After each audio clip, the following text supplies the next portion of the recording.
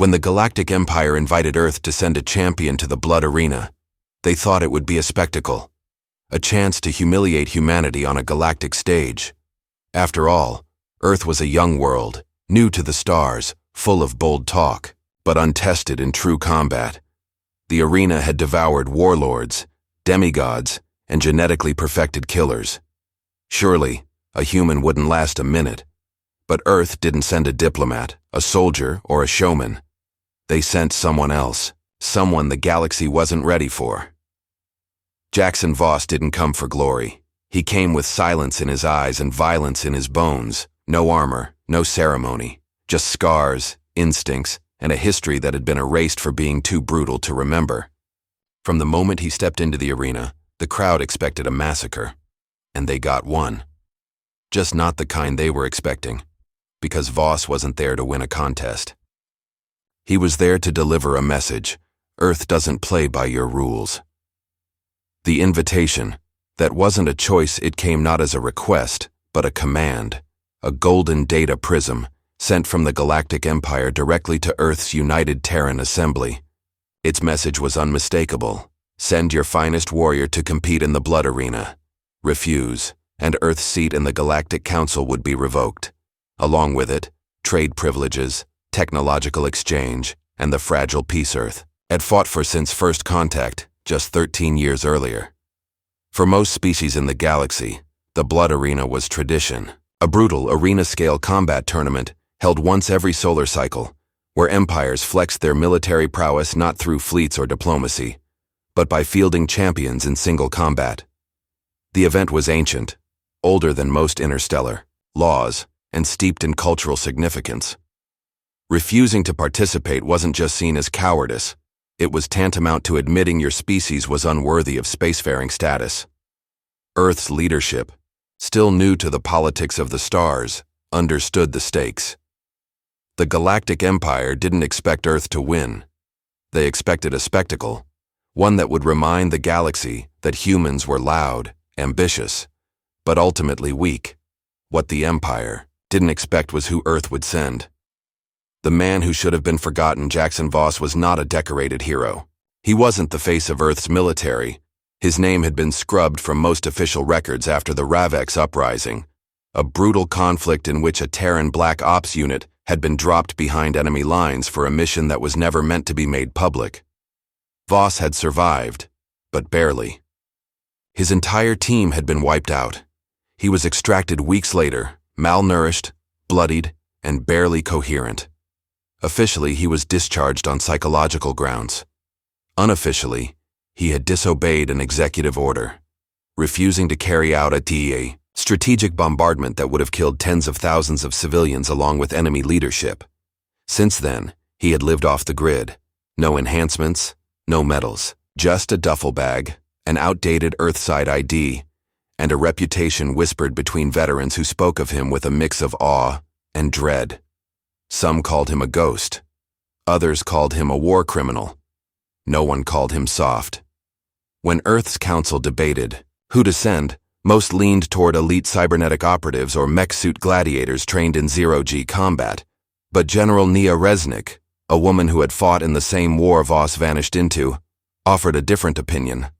If we want a show, she said, we send a champion. If we want the galaxy to remember Earth, we send Voss. 3. Arrival at Varaxia Prime, capital of the Galactic Empire, was a planet of spectacle. Every building glittered with mineral-rich glass and gravimetric architecture. The Blood Arena sat at its center, a structure carved into the stone bones of a dead mountain, surrounded by broadcasting towers that would beam the combat to over 600 inhabited systems. When Voss arrived, he didn't step off a warship or emerge from a diplomatic shuttle. He walked down the gangway of a civilian freighter wearing combat boots, dark fatigues, and a dull gray jacket with no insignia. No retinue, no translator, no weapons, just the duffel bag. The crowd at the arrival base sneered, jeered, and laughed. One Varaxian reporter leaned toward her camera. And here he is, Earth's offering to the Blood Arena, an aging relic from a backwater species. Surely, this will be a short and entertaining show. Voss didn't respond. He didn't even look up. Later, when asked what he thought of the crowd's mockery, he said simply, "I wasn't there for applause." Say, Round 1. The Beast of Yarrick. The first challenge was engineered cruelty. The slaughter beast of Yarrick Prime was a quadrupedal terror designed in a lab, 6 meters long, double-jointed limbs, acid-secreting tusks, and cognitive targeting implants. It had killed 39 warriors in previous arenas.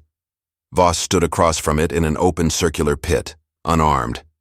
The gate dropped, and the beast charged. He didn't flinch. Instead, Voss took a single sidestep and shoved his duffel bag into the beast's eyes. As it roared and bucked, he leapt onto its back, driving a sharpened piece of carbon alloy pipe, likely scavenged from a maintenance vent, into a gap between vertebrae. The creature collapsed, spine severed. From gate drop to death, the fight lasted 11 seconds. The crowd was silent. The arena changes Voss became an anomaly. In subsequent rounds, the opponents grew more exotic, faster, stronger, equipped with energy blades, telepathic interference, even synthetic gravity weapons. One warrior, the Elari Skyborn, flew in with anti-grav wings and fired plasma darts from the air. Voss improvised. He used arena debris, broken armor, and even sand as weapons.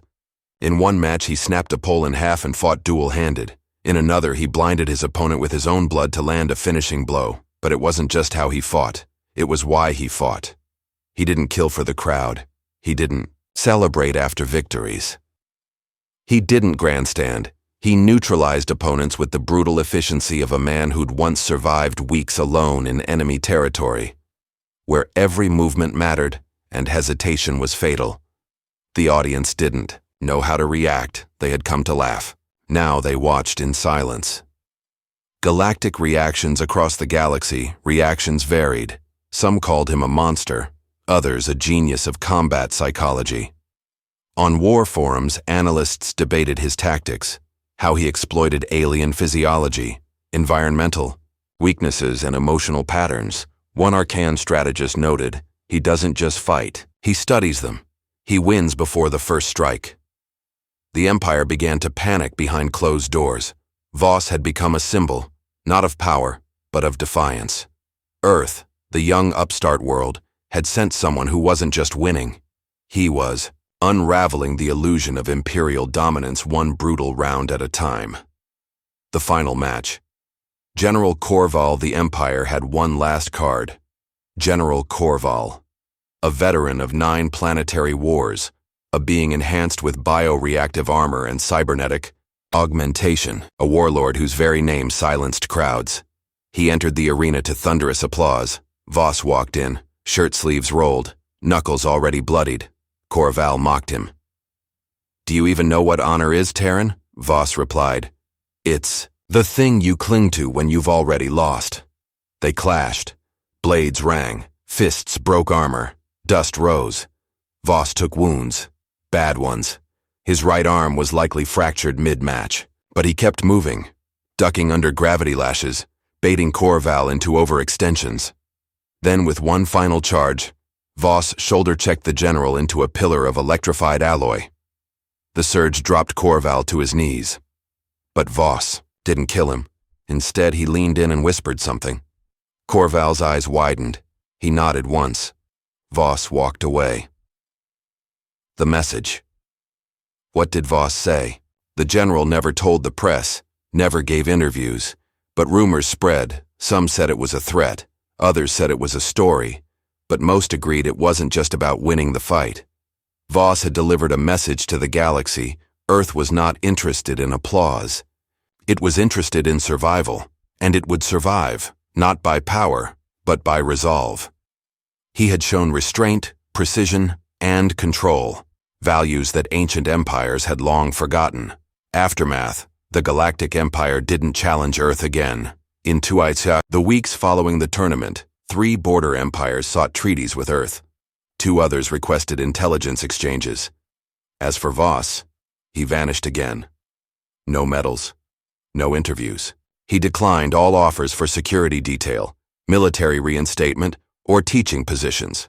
When asked why he refused, he gave one of his few public statements. "I wasn't sent to win. I was sent to make sure they never want another war." Tet. Legacy. Years later, the Blood Arena changed its rules. It shifted focus from spectacle to strategy. Some say it was because of politics. Others know it was because of one man. Voss didn't bring enhancements. He didn't bring weapons. He didn't bring mercy either. He brought a mirror, and the galaxy didn't like what it saw. 11. Echoes through the stars. The Blood Arena may have ended, but its aftershocks rippled through the stars for cycles. News feeds, political forums, military channels, they all replayed the footage of Voss's fights, not because of the spectacle, but because of the fear they uncovered. For the first time in living memory, the Galactic Empire's illusion of superiority had cracked, not from a planetary bombardment or a fleet engagement, but from one man with nothing but instinct, improvisation, and raw experience. Empires with centuries of tradition began reassessing their assumptions. What if Earth had more like him? What if he had used a weapon? What if he hadn't stopped at mercy? The fact that Voss chose to spare General Corval rattled military strategists more than if